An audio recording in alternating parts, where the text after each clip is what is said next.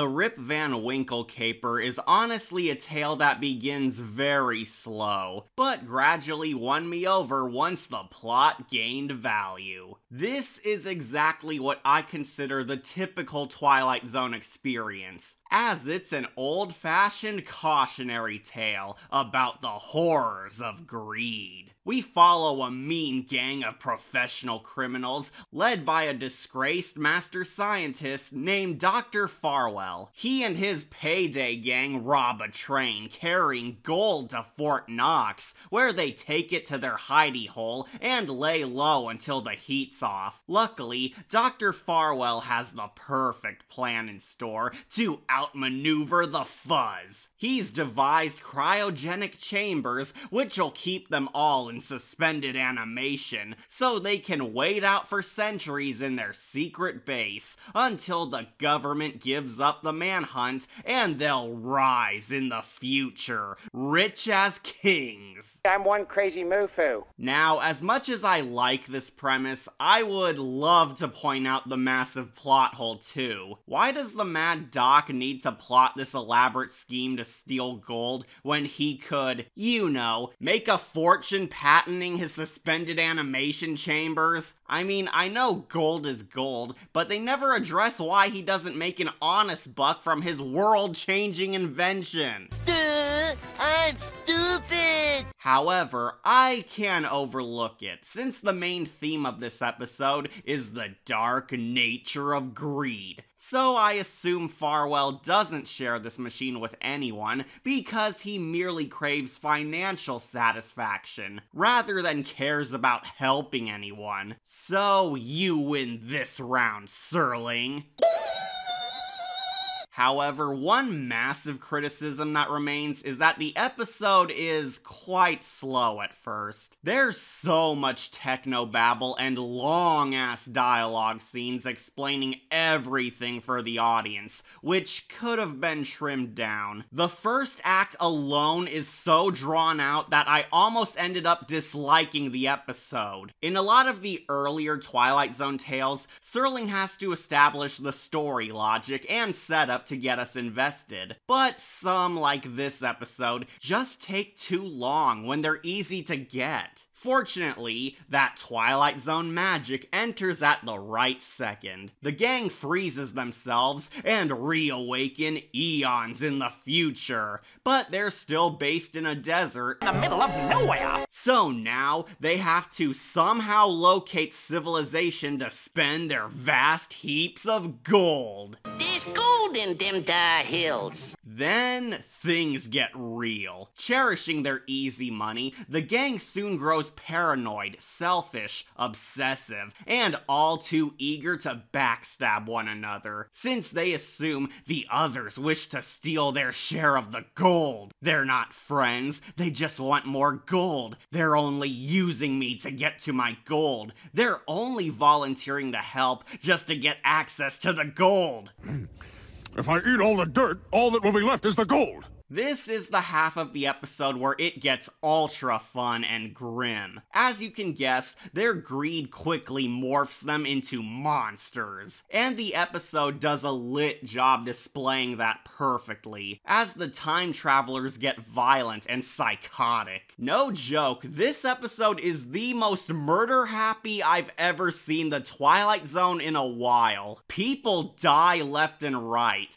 I'm quite impressed, as the original series never once prided itself on cheap blood and gore, yet there's some shockingly brutal deaths in this. One of the gang thugs suffers a tragic accident when his cryo chamber breaks, and he dies by rapid aging, where only his skeleton is left. Two of the gangbangers get into an argument over who should go into town for aid, and one of the psychos runs the other down GTA style. And finally, when Dr. Farwell and one of the sociopaths wander down the desert road carrying precious gold on their backs, the sociopathic thug barters with the doc that he'll give him extra water from his canteen in exchange for some gold. They literally do this for hours, venturing under the hot sun up until the sociopath ups the price, where the protagonist snaps and bashes his skull in with his last gold.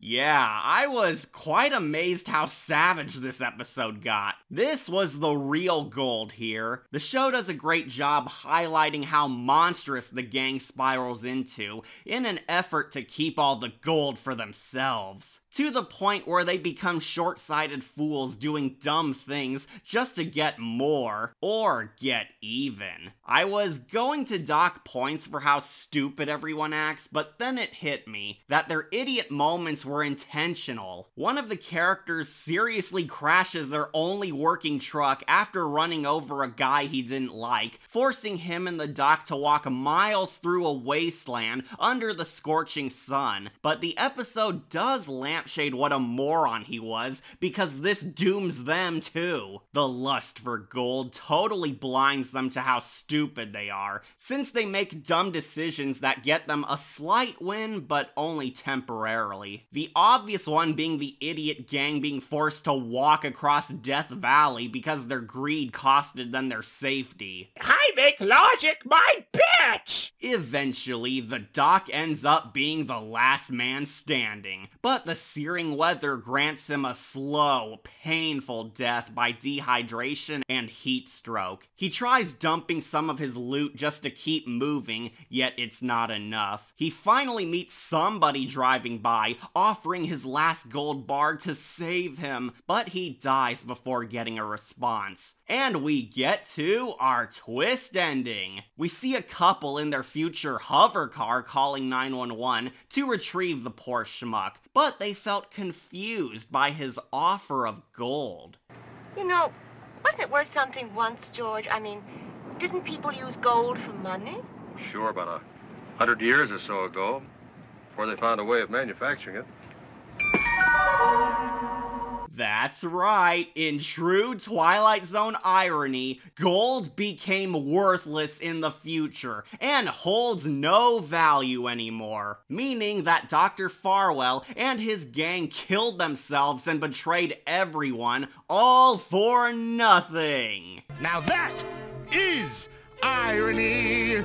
The lesson being what else? That money isn't everything. The villains spent all this time backstabbing, conning, and killing each other just to score more loot, but it was worthless all along, and costed them their lives. I absolutely dig the twist, as it made the episode so worth it. This was easily one of the most universally appealing Twilight Zone shorts I've enjoyed, almost as much as Maple Street and Eye of the Beholder. The acting's overtly dramatic at times, but considering they're going insane with gold fever, I think it works. I do have some issues with it, such as the sluggish pacing, but as soon as we jump in time, its glow truly shines bright. This is easily a fantastic tale for casual viewers to get into, since it truly offers up the Twilight Zone strong suits. It's a fairly straightforward cautionary tale, but it perfectly fits in the world of the Zone. Once again, the show uses its classic desert wasteland setting,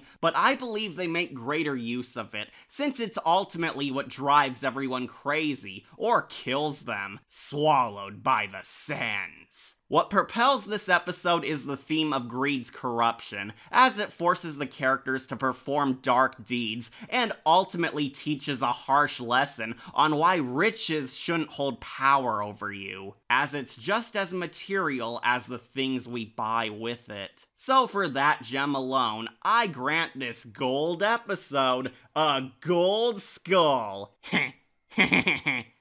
Great acting, brutal violence, intense scenes, and well-done storytelling, the Rip Van Winkle caper is a nice gem to enjoy, as it holds more worth than one thinks. Gold. It's real gold. The Twilight Zone.